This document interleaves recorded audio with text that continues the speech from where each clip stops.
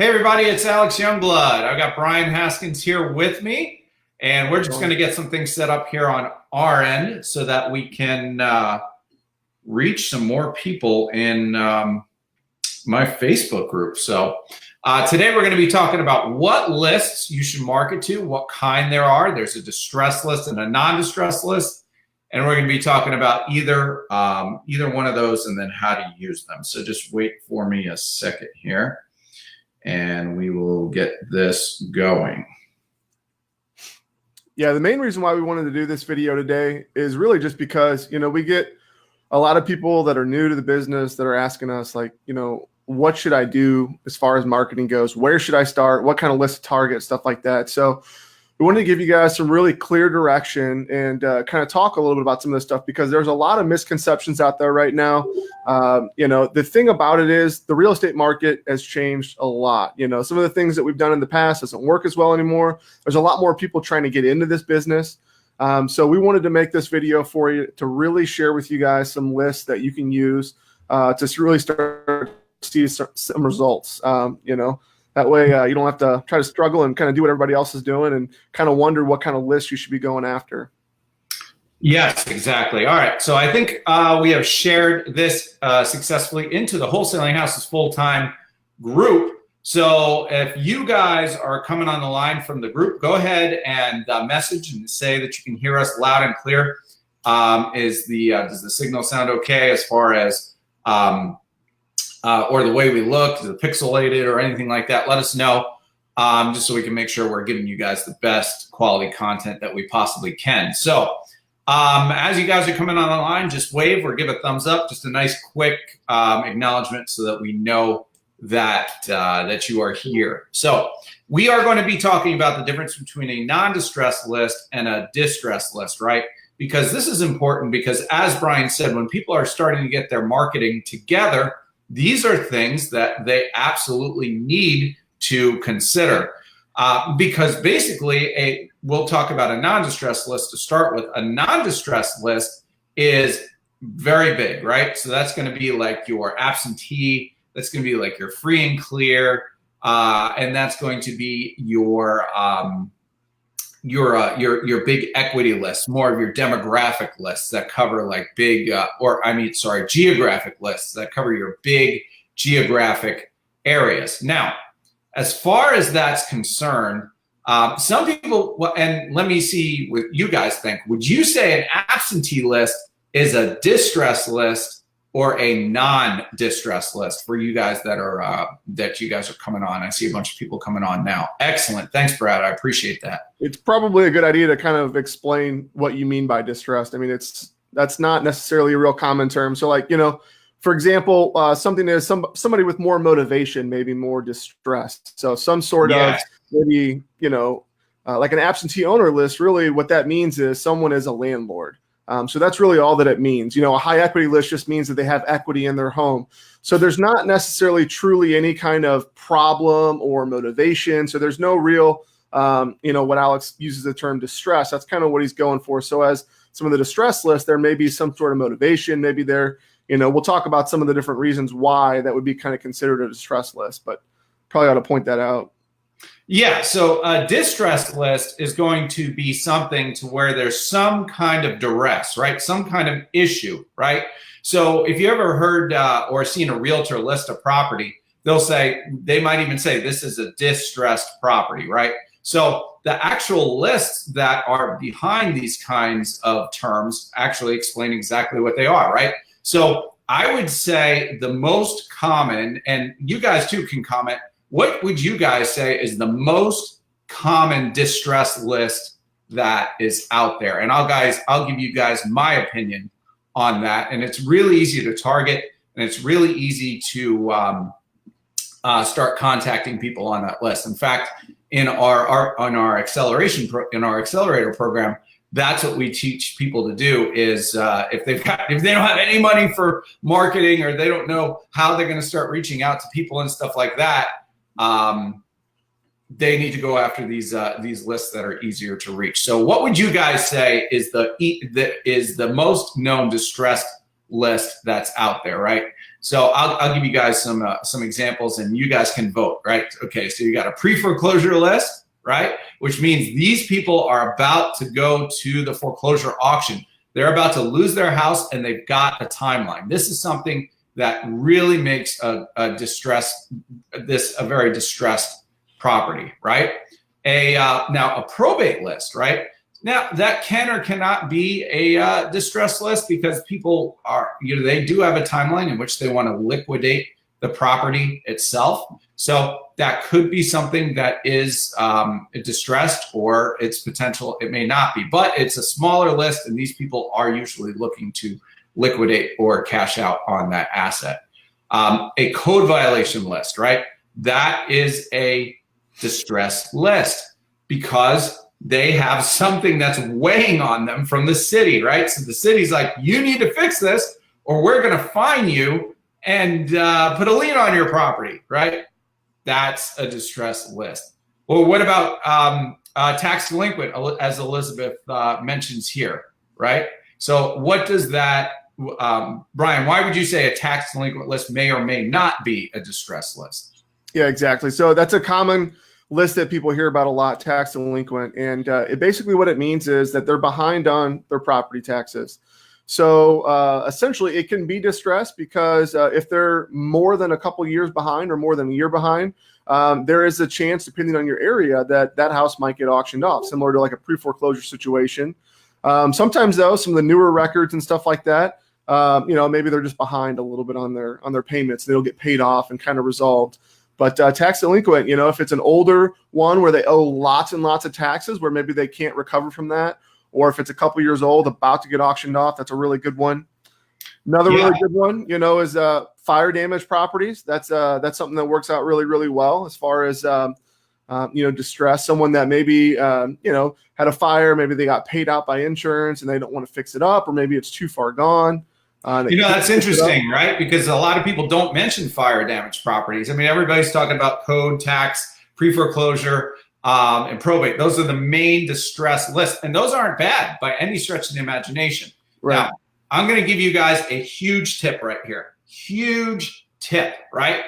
And if you guys want this huge tip on how you can stand out of the crowd when it comes to marketing to these lists, give me a thumbs up. Let me know. Give me some heart. Give me some like, give me some love, right? I'm about to drop this on you. This is going to change your business, right?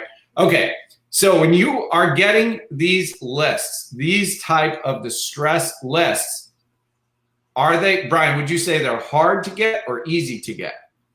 Well, so it depends. Certain areas it may be easier to get, but the problem with these types of lists is that a lot of times they are hard to get a hold of because you don't necessarily have one specific person that may be in control of that list, or maybe it's different from area to area. So it's really difficult for someone to say, okay, this is exactly, where you need to go to get these types of lists. So a lot of times what happens is people will maybe go to just one person. Maybe they'll pick up their county phone number and they'll give them a call and say, hey, I need to get this list.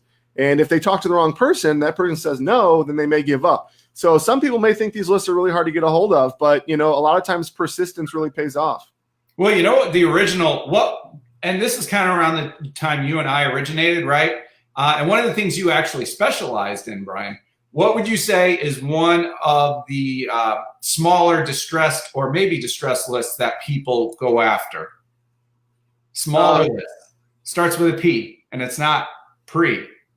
But the probate or? Probate, yeah. Yeah, exactly. Okay. Right? So a lot of people can get probate, right? Because you go to the courthouse, you find the executor, find the estate, blah, blah, blah, blah, blah, right? But doesn't it seem like a lot of people are doing that? Yep. Oh, yeah. Well, now the other thing, too, with a lot of different lists is, once people find out about how to get them online, once it becomes easier to get, then a lot of times there's a lot more competition on certain lists and stuff like that as well. Right. And that's why I'm about to give you guys this huge tip, right? People can get these lists. People get a hold of them, right?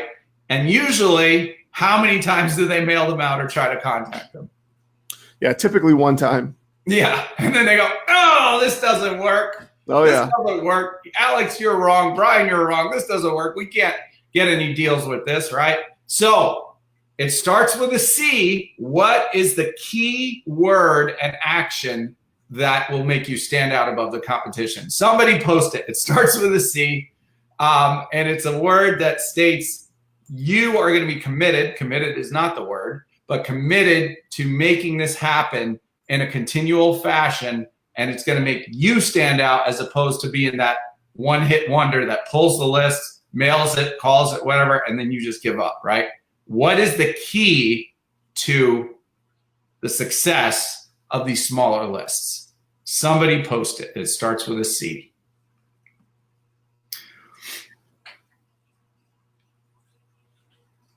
All right, we are watching here, folks. You guys, there it is. Matt Smith, he said it.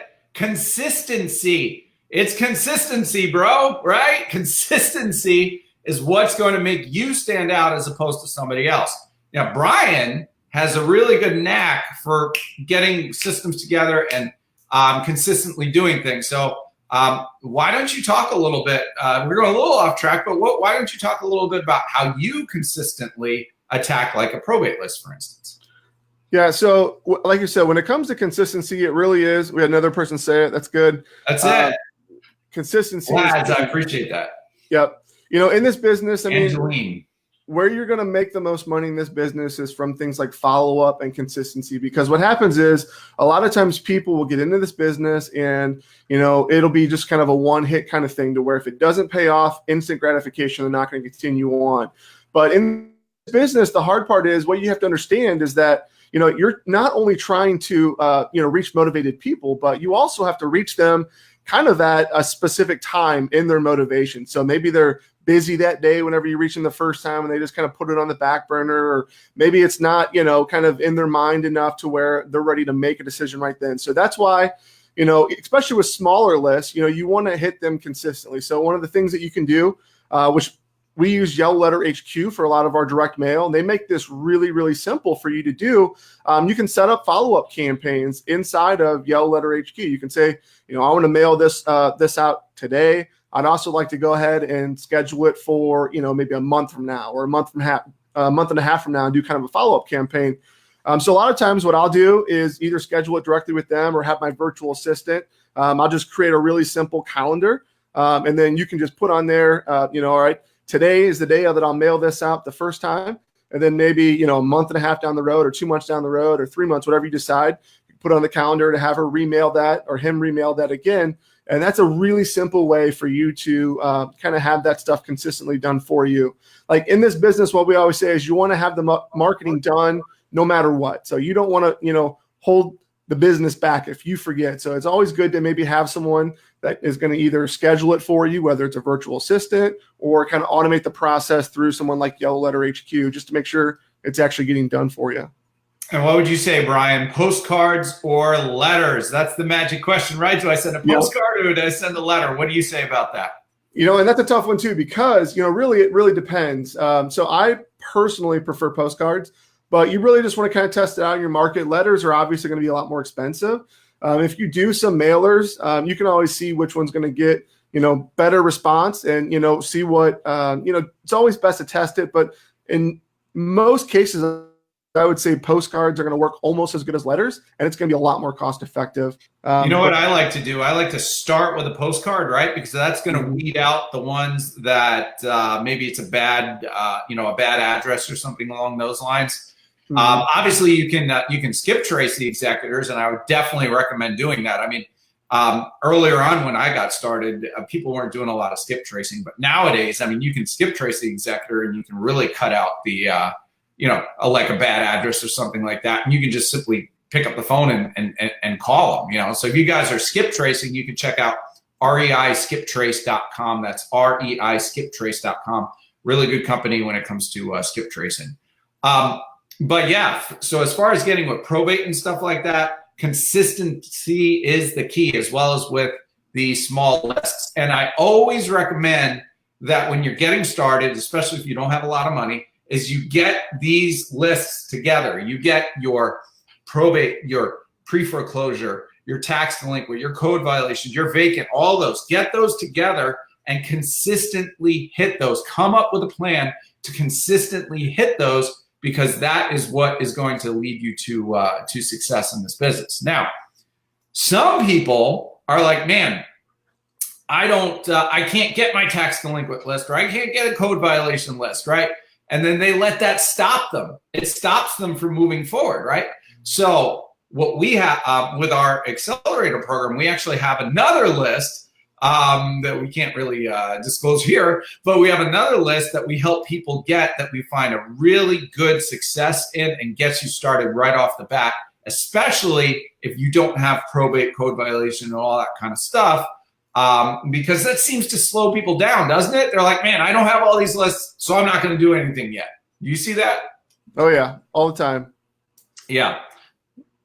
And see, that's the thing too, is in this business, if you continue with persistence, you are always going to, let's say, for example, your competition, they mail out one time, or they don't do any follow-up or things like that. If you're just a little bit better than the next person, you're going to see much better results in this business, because, a lot of people, as soon as they see something that's difficult, that's whenever they give up. But you look at people like, we've been in this business over 15 years, and for us, I mean, we struggled with this stuff early on. Once we realized, that it does take persistence and stuff like that, I mean, then you can really kind of see the business really start to take off. I mean, the best way to kind of scale and get this business, once you kind of have your pipeline filled up, is really just to get really good at consistency and follow-up, because that's where a lot of your deals are going to come from. Oh, that's amazing. I mean, we just finished a round of cold calling, and I was trying to evaluate, how all that went and stuff. And so we stopped cold calling.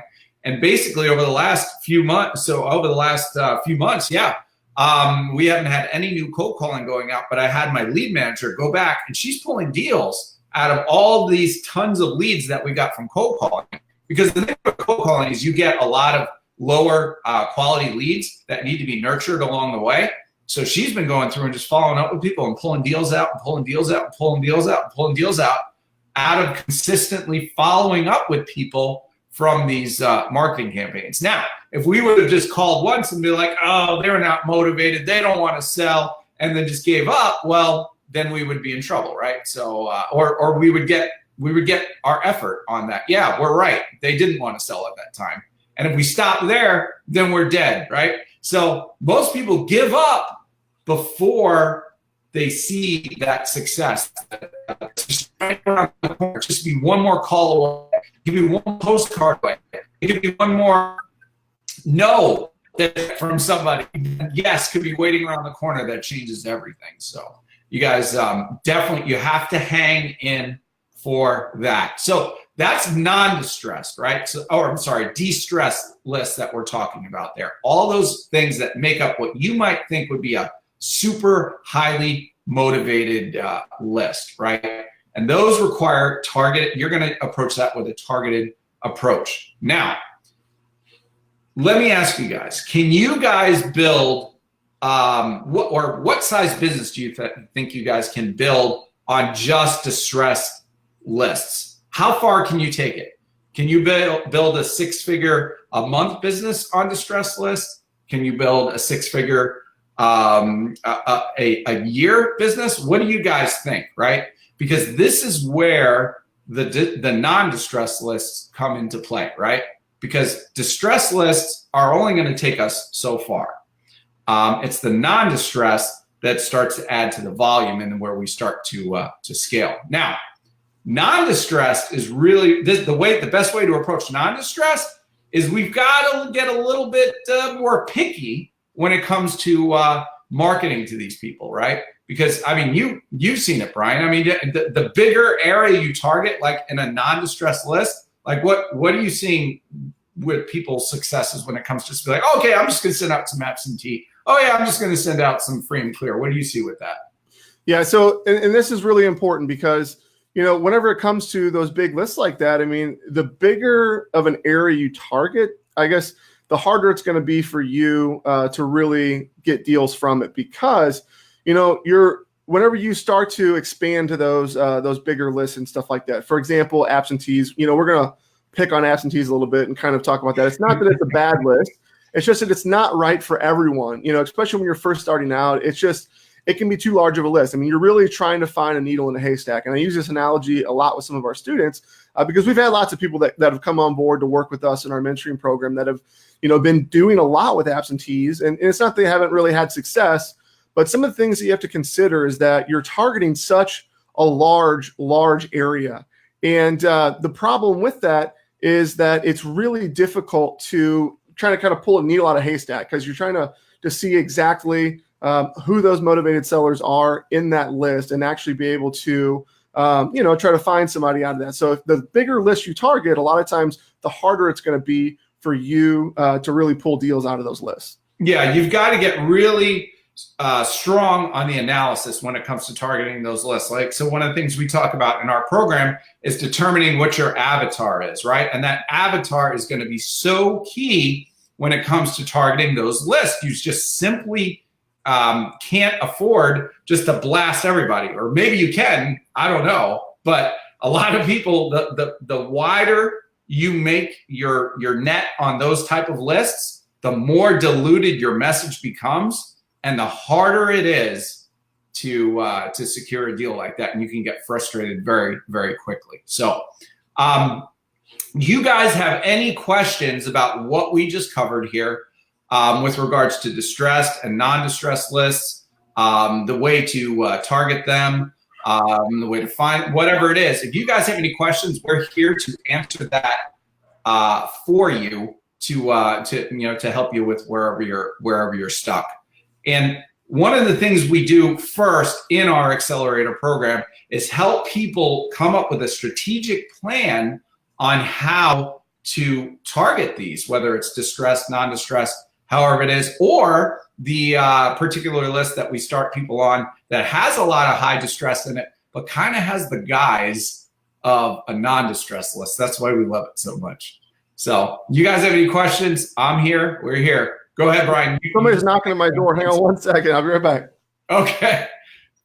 Brian ran away. He disappeared. So I'm here to answer some questions for you guys. What is it that you guys want to know about distressed and non-distressed? And one thing I will say, regarding the analysis, right, is you got to get really good at that, because when it comes, and this is something I just did. If you posted it, I posted it in the Facebook group when I think it was last night. So you got to find it. It's a post that looks like a spreadsheet with a bunch of percentages. A lot of people commented on it, which is pretty awesome. So you need to go check that out. Look for it. But what I did was I made an analysis of one of my zip codes, or I'm sorry, one of my counties, and then looked at the amount of properties that were being sold in that area. And then I looked at the ROI on those properties from a cash buyer standpoint. And then I looked at a volume standpoint, and then the percentage of the market that it took, right? So what I'm doing is going back and trying to reverse engineer, even on a higher level, what would be the best areas to hit, right? And then when we hit those areas, those are going to be the ones that we hit from a non-distressed fashion, right? Because distressed is always good to hit, but from a non-distressed, then that's a really good way to go back and analyze it. Why are you laughing, man? What happened? Somebody was knocking at my door. Was the EPS guy. I had no idea. Well, did you get it? Did you get whatever item you wanted? Yeah, I apologize for that. No problem. It's all good, man. It's live. It's real. It's raw. That's how we do here. There you go. So I was just talking about how in a Facebook group post I just did recently about how I went back and analyzed one of my areas, my counties, and picked out all the volume, not only the volume, but the ROI on those.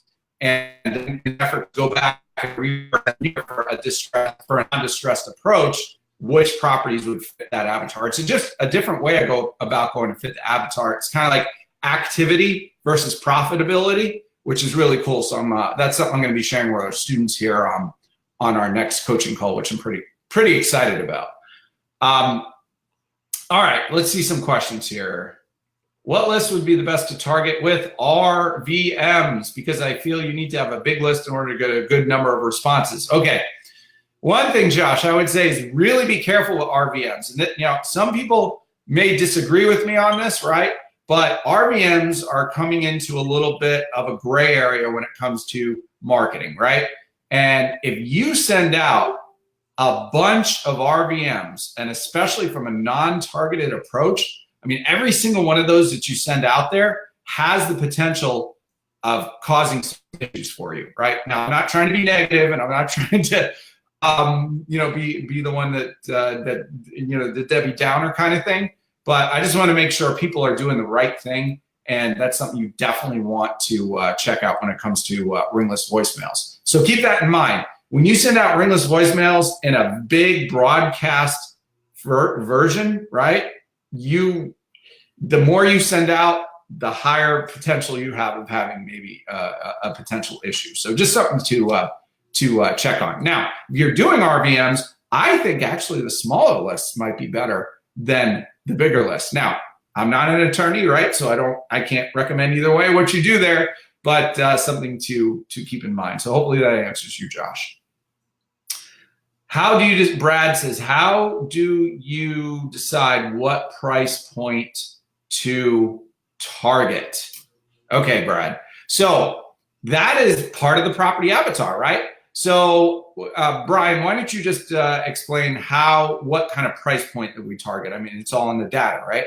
Exactly. So there's a couple different ways to attack this business. I mean, we come from a data-driven approach, whereas a lot of people kind of take what we call the shotgun approach. Kind of the shotgun approach is, just pick an area that you want to market in, throw a bunch of marketing out there and kind of see what sticks. The first thing that we do is we take the approach of kind of looking at the market itself and what is the market doing right now. So, for example, is the way that we look at that is the buyers. What are the buyers actively buying?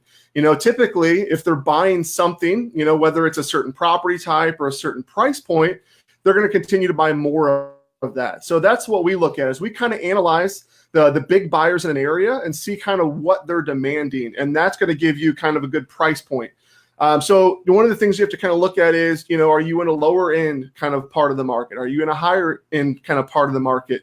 But we can pretty much kind of target a lot of these lists and kind of narrow it down by, price point. So you really just have to kind of look at kind of what's already kind of being bought in your market and where the biggest demand is. And that's kind of the way that we look at it is we just kind of take the data that's out there in your market and use that to kind of make decisions. Yeah. Very good. Very good. Tim. Yeah, man, we look forward to working with you too. Question, how often do you send mailers to the distress list? So when it comes to mailers, right, I mean, that's just a scheduled thing. With distress lists, they're going to be a lot smaller, right? So I would, and tax delinquent lists don't usually refresh often. And anyway, with tax delinquent, you're probably looking at 2 years or later, right? But probate is continually refreshing. That's why I love it, right? So if you mess up on a probate lead, guess what? There'll be another one next month, right? There'll be another 20 or 30 per county in next month. So it's always refreshing. Pre-foreclosure, always refreshing. They'll always that come to the surface. Let's see, what other one? Vacants are usually going to be about the same, right? And then code violations, always refreshing. Another good one that's always refreshing, right? So for those, I mean, you want to keep that thing going. You want to get a virtual assistant to jump on that and get those in the system and get those new ones out as soon as they come out, right? And then you want to have a little holding area for all the ones that you've already marketed to, almost like just a broadcast approach, if you will, and then keep them in that, and then hit those maybe after you've gone through them maybe 1 or 2, 3 times, move them to the broadcast, and then hit them once a quarter maybe. How do you approach that, Brian? Yeah. So typically, I mean, it really depends on the list, but like you said, I mean, you're always going to be kind of building up a list that, like for example, with probates, you might want to hit them maybe every month and a half, after you mail it the first time. With things like the pre-foreclosures and stuff like that, I mean, you have to look at kind of what the time frame is in your area. You may, if you wait too long to mail them again, they may already be kind of past that process. So you have to kind of look at things like that. But typically you just want to get them on a schedule, and then, like you said, maybe every quarter you can do, a bigger mailing out for some of those people. But you don't want to hit them too often, about every month and a half or so, and then maybe kind of just rotate it. For like probate, I would mail that for a while because people are kind of going through that process. But whereas with pre-foreclosures and stuff, you probably aren't going to want to mail them for 6 months or 8 months unless it's a really long foreclosure process in your area. So you don't want to waste money either. Excellent. Excellent. All right, guys. You got any more questions? Post it. And in the meantime, if you guys are looking for something in order to help you with your business, wherever you're at, whether it's beginner, whether it's advanced, whether you're looking to take a business that's inconsistent and you want to make it consistent, if you're looking for a way to strategically plan out your marketing plans and really get things going, if you're looking for a way to stand out from your competition and really start getting this business rather than a hobby and turning into a real business, then we have an REI accelerator program, and we'd be happy to see if it's a fit. All you got to do is go to a link. And Brian, do we have a special link for this call itself here? That's a good point. If not, I could just post a general one. Yeah, you can just post a general one. But yeah, just like Alex said, depending on if anybody's looking for some more help, we'd be more than happy to set up a call with you. The call lasts typically about 30 minutes, 45 minutes. And what we'll do is we'll just kind of talk a little bit about what you have going on in the business right now. We'll make some very specific recommendations as far as kind of marketing and different things like that. And then we'll tell you a little bit about, how we can help. And if we think it can be a benefit for both of us, then we'll definitely, talk about how to kind of go on from there. We do work with completely new people that are looking for, just to kind of set up a real specific action plan. We'll kind of outline, what your goals are and what we think it's going to help kind of, what it's going to take to really get you to that next level. And then, we do weekly calls. You have access to me and Alex. Anytime you have any kind of questions, you can just pick up the phone and reach out to us. So it's a really cool type of thing to where you get to work with us. So if it sounds like something you guys might be interested in, definitely check out that link. And we can set up a time to talk and kind of go through everything with you. Yeah, you can this is basically the Voxer app. You could hit us up on the Voxer app if you have a question. And the really cool thing about that is, it's not like you have to wait till you get on a phone call, the group coaching call, to ask. As soon as you have a question, you can beep through, and then we can respond to it when we get a chance. So, a lot of people wait till that call and then they forget the question, and then it's like, oh, it's gone. So that Voxer app is really, really cool just for that purpose. So does anybody have any more questions before we sign off here? I think this has been a really great call, really a lot of good questions here, and seems like a lot of action takers here. So really appreciate you guys, and looking forward to giving you guys some really some more great content. And we're going to try to get back on schedule again. So, Tuesday, Thursdays. So we're going to try to switch up a little bit, and we'd love to get some feedback from you as well. So we are going to try to do some specific topics, kind of like this today. So if you have things that you want us to cover, just leave a comment if you're watching this, and we'll definitely keep it in mind. We're also going to start doing some interviews. So people that maybe want some specific questions answered, I'll post a link for that as well, so you guys can get signed up for that. And what we'll do is we'll do kind of an interview. We'll talk about some of your biggest struggles and kind of what you're going through in your business. We'll give you some specific feedback. And then also we're going to try out some other interviews to where maybe if you are already, successful in one area of the business, or wholesaling or rehabbing or something like that, and you want to talk about kind of what's working for you and share some really awesome content just like we're doing right now, we're also going to try that as well. So we're going to try a couple different formats out, see kind of what works best for you guys. So yeah, you guys want to be Facebook famous, Wholesaling Houses full-time famous? Comment, and maybe we'll set up an interview with you to talk with you. And you don't have to be like a super expert or anything. In fact, we're not looking for super experts. If you do have something to share, that's great. We'd definitely be open to that. I know a lot of people have done deals just from being in the Wholesaling Houses full-time group. I know a lot of people have posted deals or even found deals within the group. I was just at an event over the weekend, and a lot of people were like, hey, yeah, I just want to let you know, I did one of my first deals from being in your group, and I posted my deal and I got it sold in your group, which is absolutely amazing. So you guys do me a favor in the group itself too. If you're in the group, you see a post, like it, get engaged, comment. You got any questions? Post those in there. If you see a newbie who's got a question, remember, be nice to the newbies. Answer their questions. Because what's amazing is we all started from somewhere, right?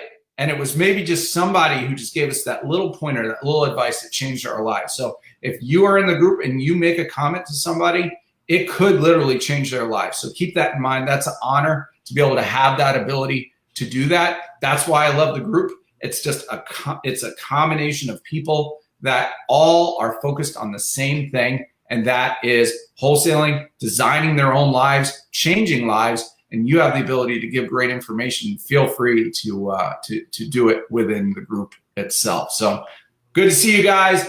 Hopefully we'll be a lot more consistent with this. Thank you, Brian, and we'll see you guys later.